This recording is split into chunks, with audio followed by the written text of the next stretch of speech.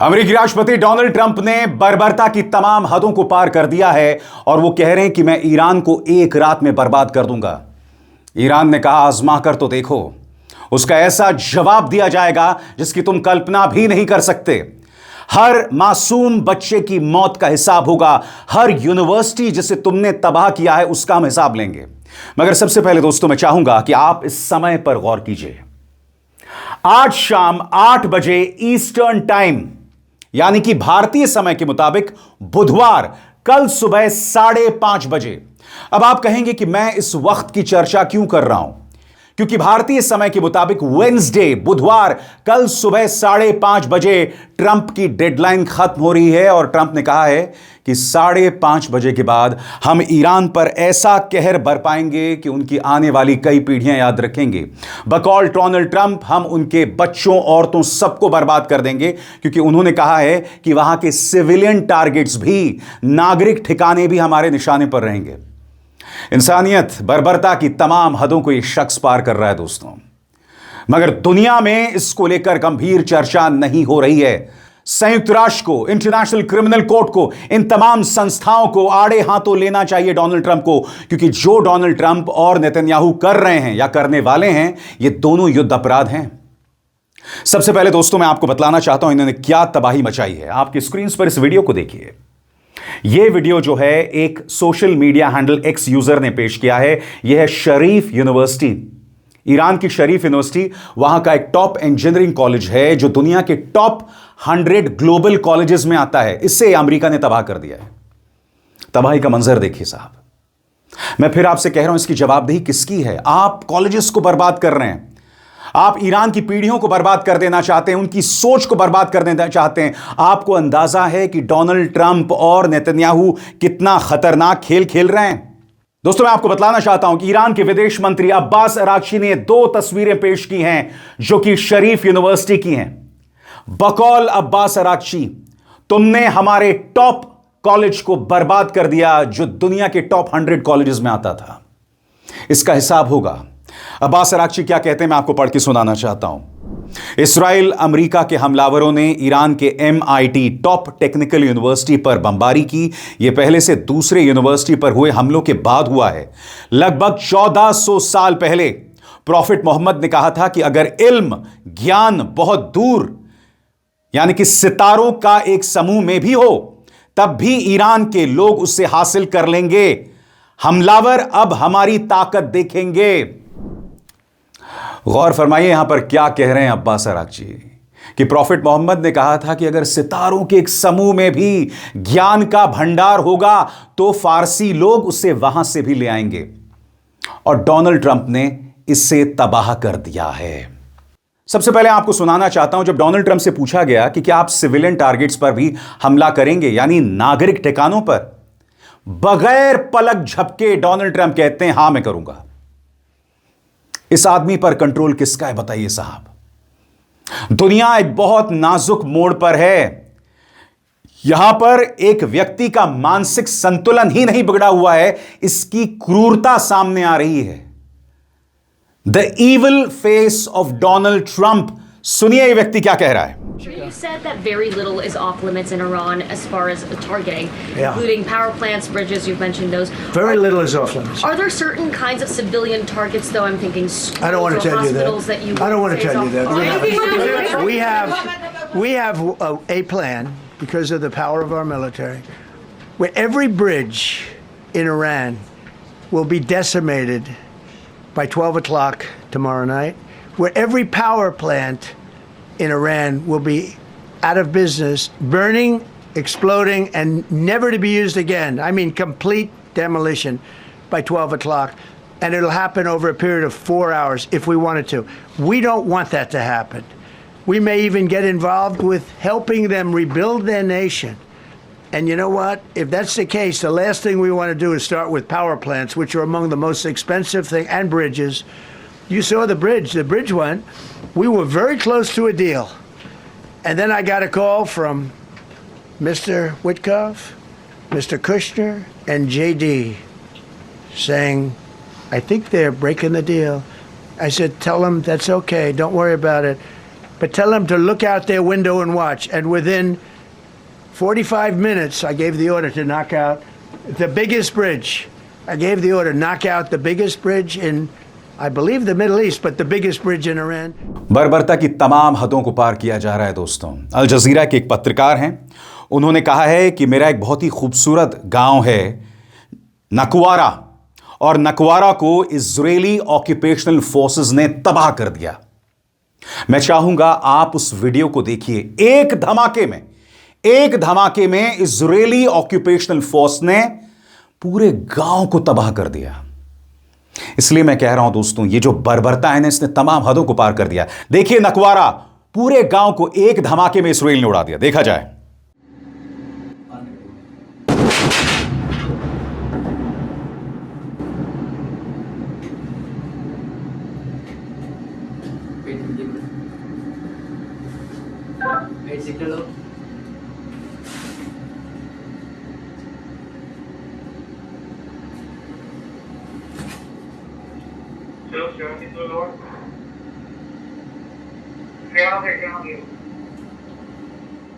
America लगातार धमका रहा है। डोनाल्ड ट्रंप कह रहे हैं कि मैं एक रात में ईरान को तबाह कर दूंगा, मगर विदेश मंत्रालय के प्रवक्ता ने कहा है कि हम डरने वालों में से नहीं हैं, हमें डराना बंद करो। उल्टा अब ईरान ने कुछ शर्तें सामने रखी हैं, जिसकी तरफ मैं आपका ध्यान खींचना चाहूंगा। आपके सामने एक ईरानी अधिकारी ने अल जजीरा से कहा, ईरान कुछ दोस्त देशों से जहाजों को स्ट्रेट ऑफ हॉर्मुज से गुजरने देगा, लेकिन इसके बदले में सिक्योरिटी फीस लेगा। अब आपके जहन में सवाल होगा कि यह सिक्योरिटी फीस क्यों ली जा रही है? तो मैं आपका ध्यान खींचना चाहूंगा जो बर्बादी शरीफ यूनिवर्सिटी या शरीफ कॉलेज में मचाई गई है। आगे ऊपर की सरकारी संस्थाओं के फैसले के मुताबिक ईरान इन फीस के जरिए युद्ध का मुआवजा हासिल करना चाहता है। अगर माशहर की सुविधाओं को निशाना बनाया गया तो ईरान जोरदार जवाब देगा और मुआवजा भी मांगेगा। कई भारतीय, पाकिस्तानी, तुर्की और फ्रेंच जहाजों को पहले ही गुजरने की इजाजत मिल चुकी है। सबसे बड़ी बात दोस्तों, डोनाल्ड ट्रंप की बात करें ना दोस्तों, इस आदमी का दिमाग घुमा हुआ है। यह व्यक्ति कह रहा है कि पहले ईरान ने मुझसे मोहलत मांगी, पहले मैंने उन्हें 7 दिन दी, उसके बाद मैंने उन्हें 10 दिन की मोहलत दी, अब मैंने उन्हें 11 दिन की मोहलत दे दी है। सबसे बड़ी बात, ईरान ने ऐसी कोई मोहलत नहीं मांगी है। इस व्यक्ति के दिमाग में चीजें चल रही हैं। मैं कहना नहीं चाहता हूं, मैं ये कह नहीं रहा हूं, मगर ऐसा लग रहा है कि कोई पागल इंसान एक बहुत बड़े सिंहासन पर बैठ गया है, सबसे ताकतवर देश दुनिया का, मगर सबसे बदनसीब भी, क्योंकि ट्रंप अमेरिका की विरासत को तबाह कर रहे हैं हर गुजरते लम्हे के साथ। सुनिए वो क्या कह रहे हैं कि मैंने ईरान को 11 दिन की मोहलत दे दी है, जबकि आप जानते हैं ऐसा कुछ नहीं हुआ है। सुना जाए। This is a critical period. They have a period of, well, till tomorrow at 8 o'clock. I gave them an extension. They asked for an extension of 7 days, right? I said, Steve, give them 10 days. 10 days is up actually today, so I gave them 11, I guess, indirectly. I thought it was inappropriate the day after Easter. I want to be a nice person. They have till tomorrow. Now we'll see what happens. I can tell you they're negotiating, we think, in good faith. We're going to find out. We're getting the help of some incredible countries that want this to be ended because it affects them also. A lot of people are affected by this. स्वतंत्र और आजाद पत्रकारिता का समर्थन कीजिए, सच में मेरा साथी बनिए। बहुत आसान है दोस्तों, इस ज्वाइन बटन को दबाइए और आपके सामने आएंगे ये 3 विकल्प, इनमें से एक चुनिए और सच के इस सफर में मेरा साथी बनिए। आप जानते हैं दोस्तों, इसी मंच पर मैंने आपको बताया था कि किस तरह से डोनाल्ड ट्रंप गालीबाजी पर उतर आए थे। वो F वर्ड का इस्तेमाल कर रहे थे, B वर्ड का इस्तेमाल कर रहे थे, जिसका हिंदी या हिंदुस्तानी में अनुवाद होता है नाजायज बच्चा। इस तरह की शब्दावली अमेरिका का राष्ट्रपति कर रहा था और पत्रकारों ने पूछा कि लोग कह रहे हैं कि आपका मानसिक संतुलन बिगड़ गया है। इस पर डोनाल्ड ट्रंप जानते हैं क्या कह रहे हैं? डोनाल्ड ट्रंप कहते हैं कि मेरे जैसे लोगों की जरूरत दुनिया को है। नहीं ट्रंप साहब, अगर आपके जैसे लोग इस दुनिया में हो गए तो यह दुनिया 5 दिन में तबाह हो जाएगी। 5 दिन में तबाह हो जाएगी। आज से 65 मिलियन ईयर्स अगो, जब डायनासोर जिंदा थे, तब एक मीटियोराइट ने पृथ्वी को तबाह कर दिया था, मगर पृथ्वी फिर भी बची रही थी। डोनाल्ड ट्रंप जैसे लोग अगर रहे तो इस अर्थ का, इस पृथ्वी का वजूद हमेशा के लिए खत्म हो जाएगा। सुनिए अपने पागलपन को, अपने गाली गलौज को किस तरह से जायज ठहरा रहे हैं Donald Trump. President, you called yesterday in your Truth Social, you called the Iranians crazy bastards. True. What is your response to critics who say that I don't care about critics. What is your response to critics who say that it is your mental health that should perhaps be examined as this war continues? I haven't heard that. But if that's the case, you're going to have more people like me, because our country was being ripped off on trade, on everything for many years until I came along. So if that's the case, you're going to have more people. दोस्तों एक और चीज की तरफ मैं आपका ध्यान खींचना चाहता हूं। हम अक्सर मुस्लिम देशों के बारे में कहते हैं कि भाई ये लोग धर्म के हिसाब से काम करते हैं, हर बार अल्लाह का जिक्र करते हैं। भाई देखिए, मेरे हिसाब से धर्म का नाम लेने में कोई दिक्कत नहीं है, मगर धर्म के जरिए कट्टरता नहीं होनी चाहिए, धर्म के जरिए हमें दूसरे लोगों को परेशान नहीं करना चाहिए। मगर अमेरिका, अब अमेरिकी शासन जो है उसके पास कोई जायज तरीका नहीं है या कोई लॉजिकल रीजन नहीं है अपने हमलों को जायज ठहराने का। अब वो जो उनका पायलट फंस गया था, जिसे उन्होंने रेस्क्यू करा लिया है, उसकी तुलना वहां की रक्षा मंत्री पीट हेग्सेथ यसू से कर रहे हैं, जीसस क्राइस्ट से कर रहे हैं, और बता रहे हैं कि जिस दिन वो ईरान में फंस गए थे उस दिन गुड फ्राइडे था, और जिस दिन उन्हें बचा लिया गया उस दिन ईस्टर था।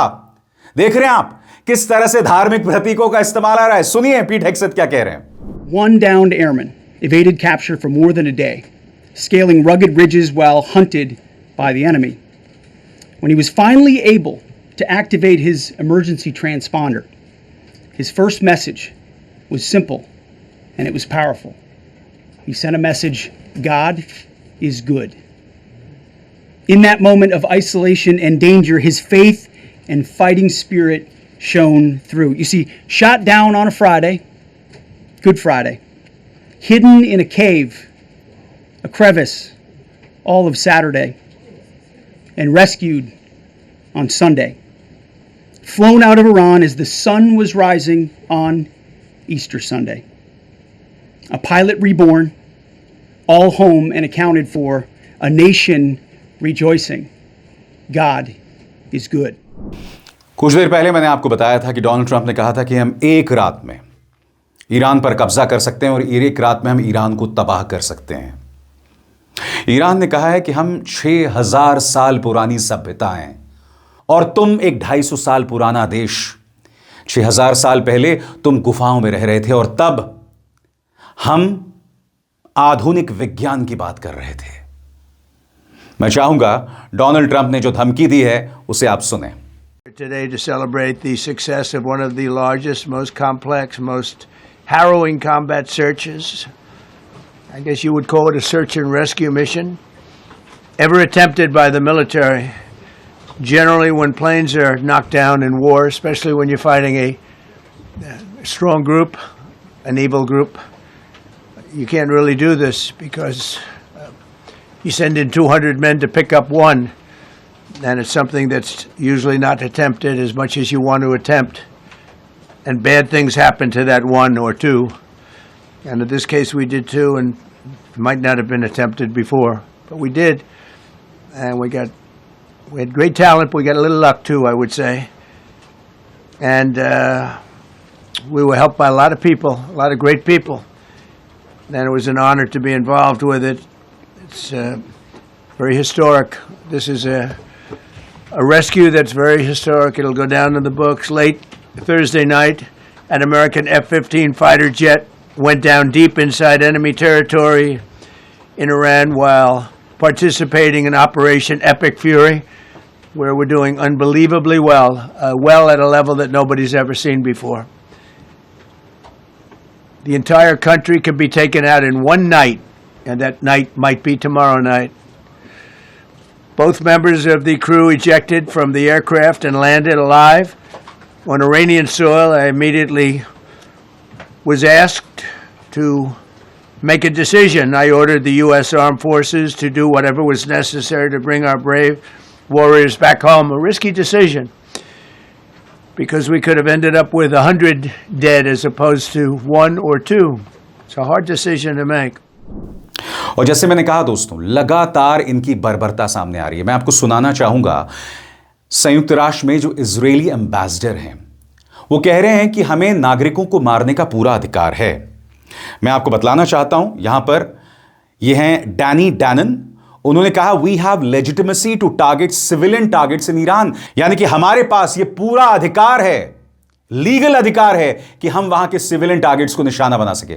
सुना जाए वो क्या कह रहे हैं। So we have the legitimacy to target those civilian targets, and I would advise the Iranian to believe President Trump and Prime Minister Netanyahu, because they have showed in the last month that they are capable of striking any target in Iran, and now we have to wait whether they will continue to play the game with the Strait of Hormuz. You know, it's what they are doing there. It's beyond imagination. You know, the blackmail. They actually collect money from countries in order to allow them to use the straits. We shouldn't allow this piracy 2026 to continue. और सबसे बड़ी बात, उनके रक्षा मंत्री Israel cats कहते हैं इस समय आईडीएफ ईरान के सबसे बड़े पेट्रोकेमिकल फैसिलिटी पर जोरदार हमला कर रही है जो असाउल्ला में स्थित है। पेट्रोकेमिकल प्लांट्स पर हमला करना, न्यूक्लियर प्लांट्स पर हमला करना, एनर्जी प्लांट्स पर हमला करना, यह सब क्या बतला रहा है? जमीन तैयार की जा रही है ईरान को तबाह करने की, और खाड़ी देश इस तमाशे को देख रहे हैं। मगर ये मत सोचिए ये सिलसिला यहां पर रुकेगा। वैसे तो ईरान इसका मुंहतोड़ जवाब देगा और मादा भी रखता है, मगर सुनिए उनके रक्षा मंत्री का ये शर्मनाक बयान। תקף כעת בעוצמה את המתקן הפטרוכימי הגדול ביותר באיראן, שנמצא באסלאוויה, יעד מרכזי שאחראי לכ-50% מהייצור הפטרוכימי במדינה, וזאת לאחר שבשבוע שעבר הותקף המתקן המרכזי השני. כעת שני המתקנים שאחראים יחד לכ-85% מהייצור הפטרוכימי של איראן, הוצאו מכלל שימוש ואינם מתפקדים. מדובר במכה כלכלית קשה, בהיקף של עשרות מיליארדי דולרים למשטר האיראני. התעשייה הפטרוכימית היא מנוע מרכזי במימון פעילות משמרות המהפכה ובבניין הכוח הצבאי של איראן. ראש הממשלה בנימין נתניהו ואני הנחינו את צה"ל להמשיך ולתקוף בכל העוצמה את התשתיות הלאומיות של משטר הטרור האיראני. משטר הטרור האיראני יגלה כי המשך התוקפנות נגד ישראל והירי הפחדני והנפשע לעבר אזרחי ישראל יביאו להעמקת הנזק הכלכלי והאסטרטגי שהוא משלם ולהקרסת יכולותיו. אני מודה למפקדי וחיילי צה"ל היקרים על פעילותם וגבורתם בכל הגזרות. मगर इस मौके पर भी दोस्तों ईरान अपना सेंस ऑफ ह्यूमर नहीं खो रहा है। अब डोनाल्ड ट्रंप का यह बयान आता है कि भाई हम जापान की मदद कर रहे हैं, हम कोरिया की मदद कर रहे हैं, मगर हमारी मदद कोई नहीं कर रहा है। तो जो ईरानियन दूतावास है उनका यह बयान आया जो मैं आपको पढ़ के सुनाना चाहता हूं। Iran can help you, be polite. सरल शब्दों में कहा जाए भाई ईरान तुम्हारी मदद कर लेगा, रोना बंद करो, मगर जरा सलीके से बात करो, पोलाइट हो, थोड़ा सब्र रख के सलीके से बात करो। तो सुनिए ट्रंप की रुदाली जो वो जापान और दक्षिण कोरिया के संदर्भ में कर रहे हैं, यानी कि ये व्यक्ति दोस्तों हर चीज पर रोना जानता है। सुना जाए। And it's not just NATO. You know who else didn't help us? South Korea didn't help us. You know who else didn't help us? Australia didn't help us. You know who else didn't help us? Japan. We've got 50,000 soldiers in Japan to protect them from North Korea. We have 45,000 soldiers in South Korea to protect us from Kim Jong-un, who I get along with very well, as you know. Do you notice he said very nice things about me? He used to call Joe Biden a mentally retarded person, okay? So और इसलिए Donald Trump खतरनाक है दोस्तों। जब किसी इंसान का मानसिक संतुलन बिगड़ा होता है, जब कोई व्यक्ति इनसिक्योर होता है, जब एक व्यक्ति के मन में लालच होता है कि मुझे ईरान का सारा तेल चाहिए, जब एक व्यक्ति चाहता है कि भाई आने वाला चुनाव में जीत जाऊं और उसके चलते हुए ये सब करता है, तो ये अपने आप में बहुत खतरनाक होता है। और बात यहां नहीं रुकती दोस्तों। डोनाल्ड ट्रंप ने जो कहा है ना कि 8 बजे ईस्टर्न टाइम पर हम हमला करेंगे, कुछ देर पहले मैंने आपको बताया था। तो यहां पर ईरान ने एक बयान जारी किया है जिसमें वो कह रहा है, तो क्या आपका मतलब एप्स्टीन फाइल से है, जेफरी एप्स्टीन फाइल से है, या जेफरी एप्स्टीन टाइम से है? इस तरह से ईरान इस मौके पर भी अपना संयम नहीं खो रहा, अपना सब्र नहीं खो रहा, मगर यकीनन उसके सामने चुनौती गंभीर है और इस मंच पर वो तमाम जानकारियां मैं आपके सामने लाता रहूंगा, क्योंकि जैसे मैं बता रहा हूं दोस्तों, अगले 24 घंटे बहुत अहम हैं। फिर से बताना चाहूंगा, भारतीय समय के मुताबिक सुबह 5:30 बजे 8 PM ईस्टर्न स्टैंडर्ड टाइम और भारतीय समय के मुताबिक सुबह 5:30 बजे ट्रंप की डेडलाइन खत्म हो रही है और ट्रंप फिर हमला शुरू कर देंगे और मैं वो तमाम जानकारियां आप तक लाता रहूंगा, ये मेरा वादा है। अभिसार शर्मा को दीजिए इजाजत। नमस्कार।